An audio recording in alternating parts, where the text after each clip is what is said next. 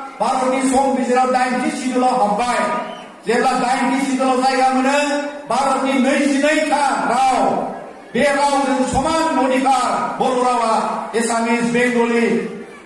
तामिल गासिबो तेलुगु मालायालम बयजोंबो समान समान जोंनि रावा समान मोनथाय मोनो आरो बेनिखायनो बेयाव आसामाव बर' बिजोङा आरो बर' रावा रावनिबो गाहायाव गैया आरो बेखायनो जों आसामखौ खावलायदों जे जोंनि बर' रावा दिनै अफिसियेल राव हिसाबै फोसावजानांगोन आरो बे नङाब्ला दिनै जोङो जुडिशियेल एन्ट्रेन्स एग्जामाव बर' भाषाजों लिरनो मोनैनि थाखाय 50 नम्बरनि परीक्षा होनो मोनैनि थाखाय जोङो माने बेवहाय बर'नि अफिसार ओंखारा जोबोद दुखुनांथाव दा ओंखायनो गोबां खहा जायो जों बे रावनि जे सोमावसारनाय आसामाव बर' बिजोंखौ लानानै बर' लेंगुवेजखौ लानानै जोङो बेखौबो दुलाय बर' फरायसा आफादा गोग्गोमैनो लांबाय थागोन दा बेजों लोगोसे मोनसे राजनितिनि जे मोनसे जोंनि थासारि जोंनि राजनिति अधिकारनि जे मोनदांथि गोबाव समनिफ्राय जोङो जि आन्दोलनखौ नुबाय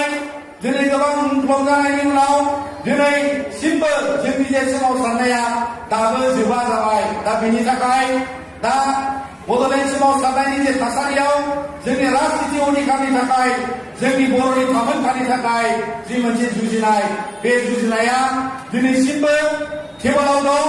आरो बे जुजिनाया दिनैसिमबो सावरायजानाय मोनसे थासारियाव दङ दा बेखायनो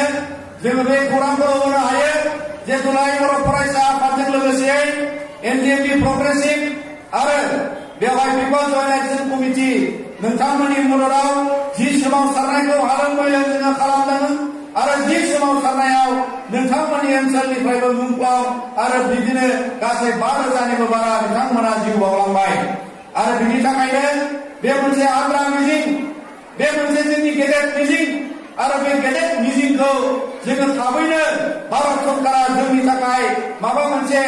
मोजां मोनसे राहा लामानि गेजेरजों सुस्रांनानै होगोन होननानै जोङो बेखौ मिजिंथिदों दिनै नोंथांमोनाव आलासि फैनो गोनाङा गाहाय नेहाथारिमोन बिथांमोना